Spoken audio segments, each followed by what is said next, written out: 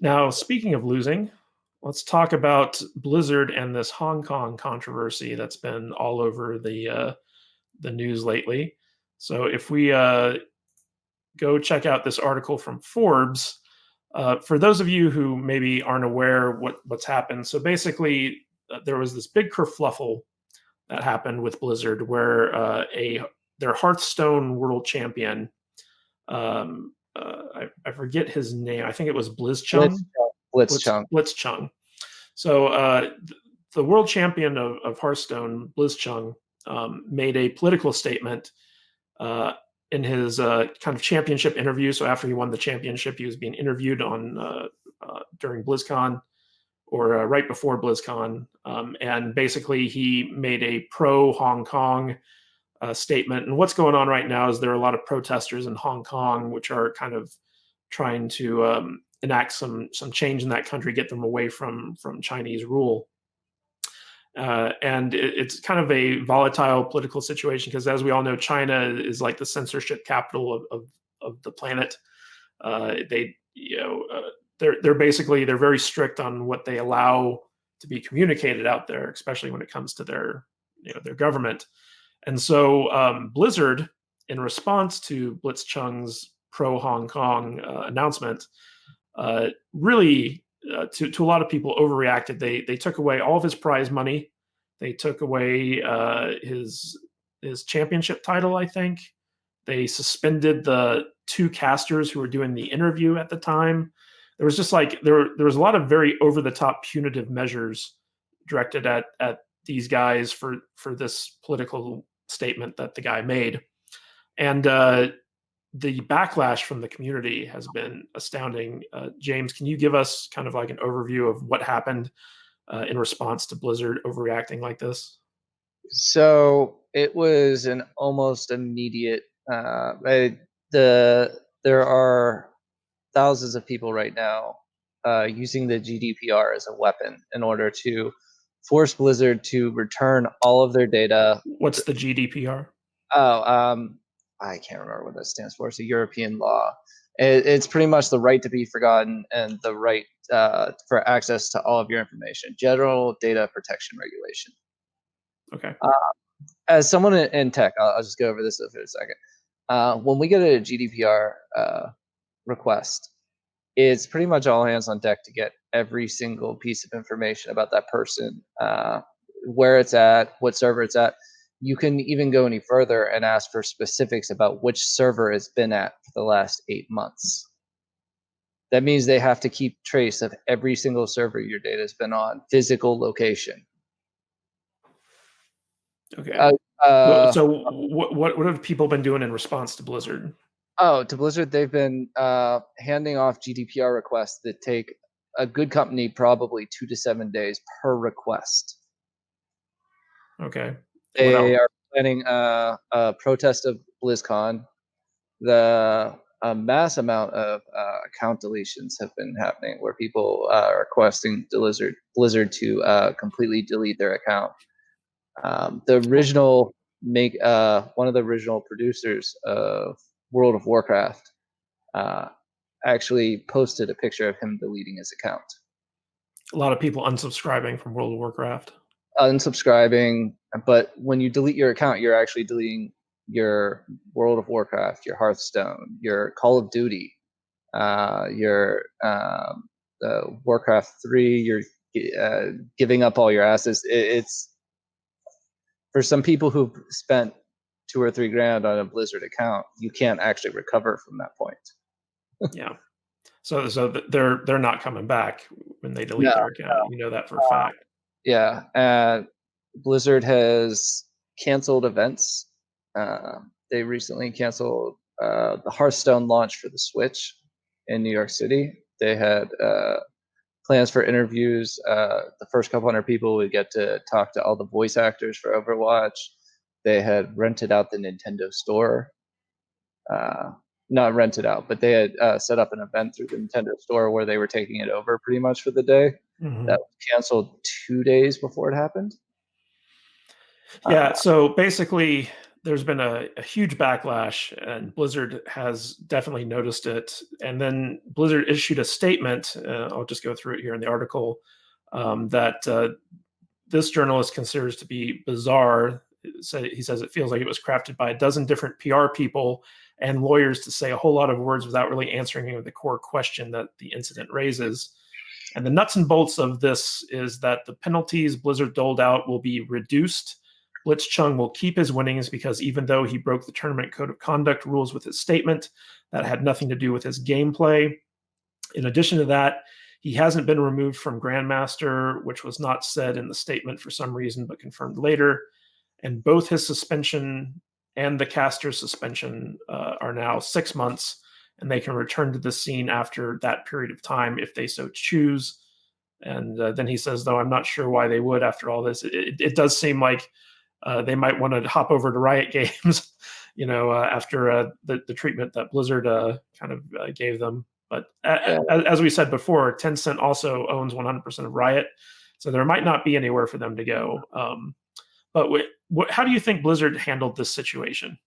Oh, they handled it beyond belief. This is a PR nightmare in every single way.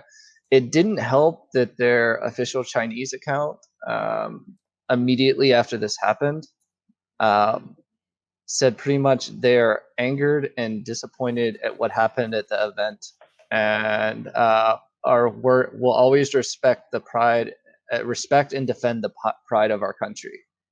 That came from like Blizzard's official account in China. So the second apology looks very, very fake in comparison to the statement that their Chinese arm put out. Well, it is good that Blitzchung got his winnings back because he did earn that. And I am glad to see that they're, kind of shortening the ban on these guys from lifetime to like 6 months. But still, it seems like if Blizzard had just ignored this, it wouldn't have been a big deal. It would have been like a flash in the pan. But because they overreacted so much, basically they've created their worst PR nightmare. And in fact, in this article, it says gamers are organizing a mass protest at BlizzCon 2019. And this is coming off of the disaster that was BlizzCon 2018, where you had a huge backlash against Blizzard for their focus on mobile games as opposed to the stuff their community actually wanted. So this seems to kind of go hand in hand with them just being tone deaf to the people that they rely on for their income. And a lot of people are kind of attributing this to Activision more so than the old Blizzard, because the old Blizzard really no longer exists. All the people who made it the gold standard of video game companies have kind of since left and gone elsewhere.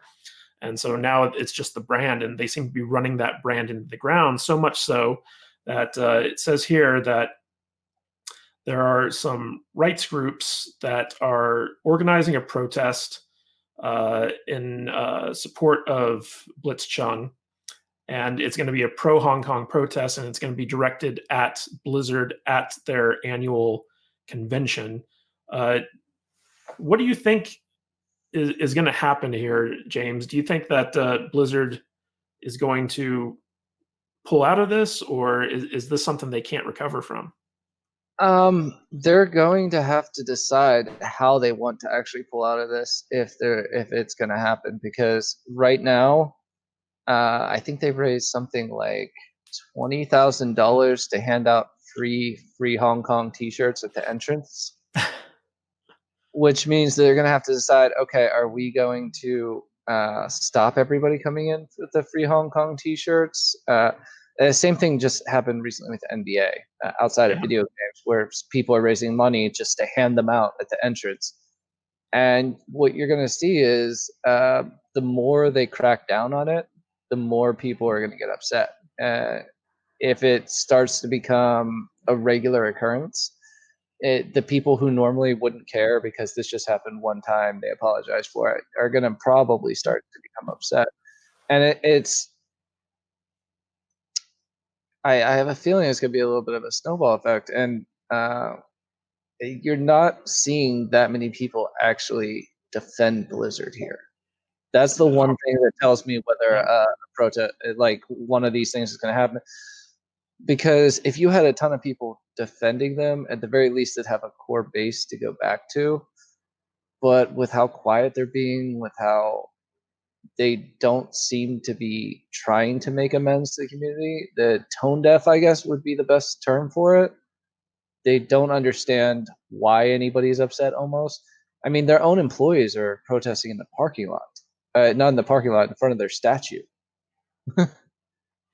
Yeah, it is kind of funny because there is no one defending Blizzard with how they handle this, and but they are kind of in a sticky situation here because I mean, uh, just the fact that they're partially owned by Tencent, one of the largest tech companies in the world, aside, and Tencent is a Chinese company.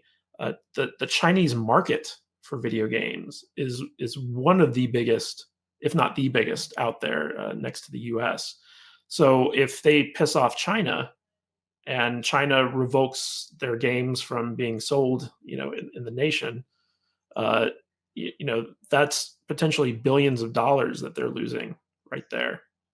Am I right? It is, but the amount of money actually spent in China is a little bit less than the US. That's the thing is, I saw a chart a couple weeks ago of Blizzard's earnings, and I think only something like 15% of their earnings come from China. Well, come from Asia in general. It was, I want to say, 45% with the US, maybe 20%, 25% Europe, and then the rest was from Asia.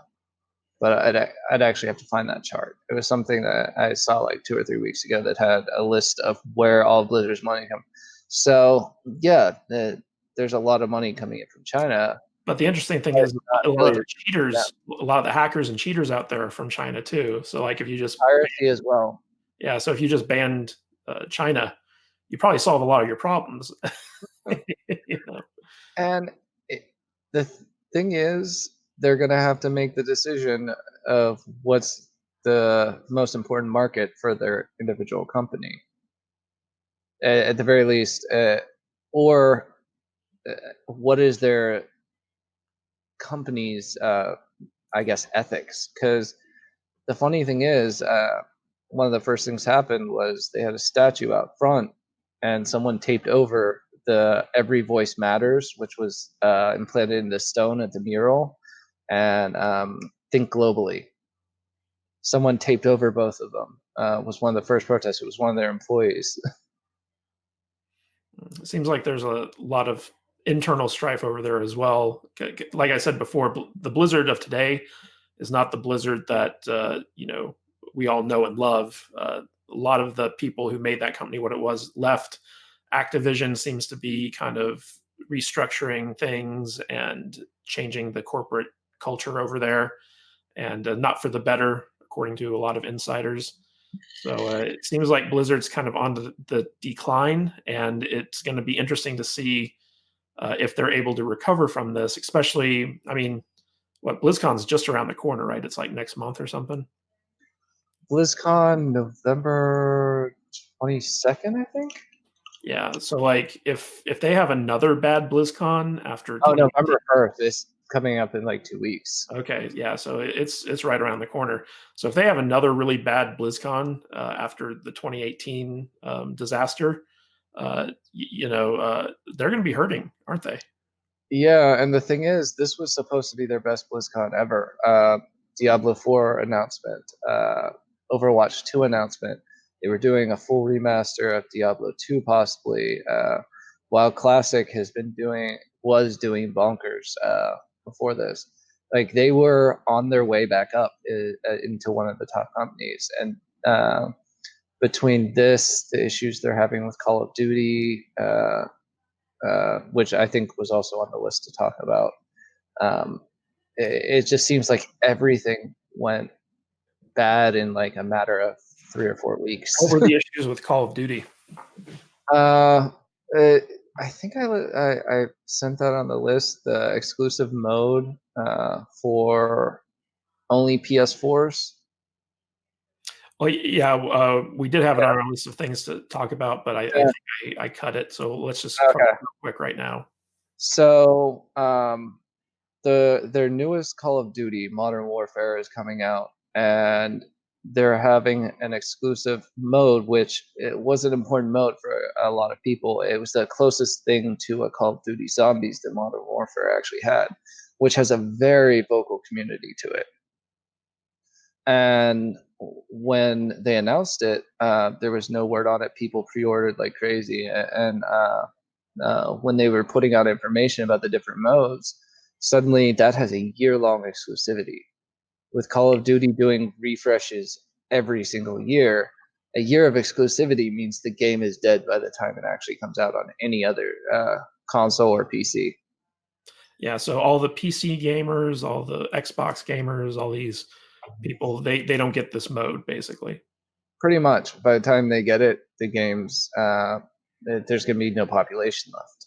Yeah, and this is on top of Activision losing Bungie, and you know the game Destiny, which we're going to talk about a little bit later. So it just seems like everything is turning up bad for Activision Blizzard right now.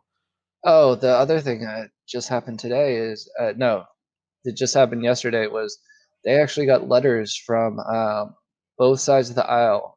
Like we don't usually talk about politics too much, but they got letters from both sides of the aisle criticizing their moves and asking what they were going to do to fix it.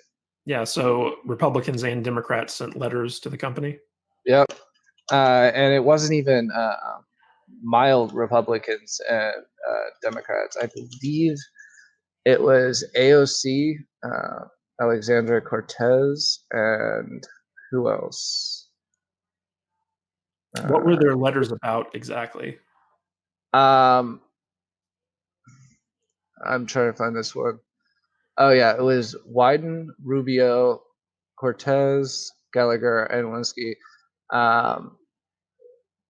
It was pretty much telling them you need to decide whether you value, you want to promote American values, freedom of speech, or give in to Beijing's demand in order to preserve market access. It's pretty much telling them you need to decide which side you're on. Are you for freedom of speech? Are you looking at the U.S. market, or are you looking at will restrict anything in order to keep access to the Chinese market? That's interesting because the NBA is going through this exact same type of issue right now. I wonder if they sent letters to them as well. I believe they did.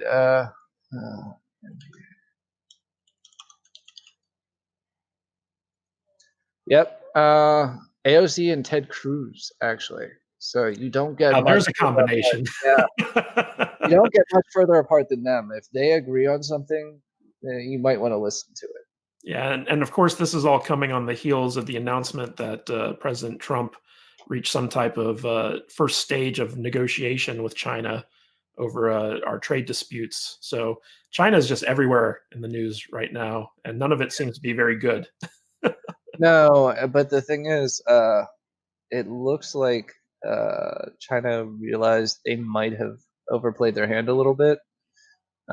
They were stirring up a little bit of the anti-NBA sentiment, and since pretty much every side has started to come down on these companies, I think it was 2 or 3 days ago, you saw them, the police start to get involved with the destruction of property and things like that.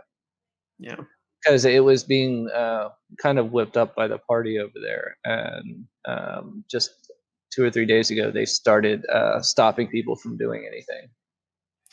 Well, hopefully Blizzard recovers from this and they learn their lesson and they continue making quality games that everyone can enjoy. And I hope that the community can recover from it as well. Hey, thanks for checking out this video. I hope you got a lot out of it. And remember, if you want to support the channel, please check us out on the socials.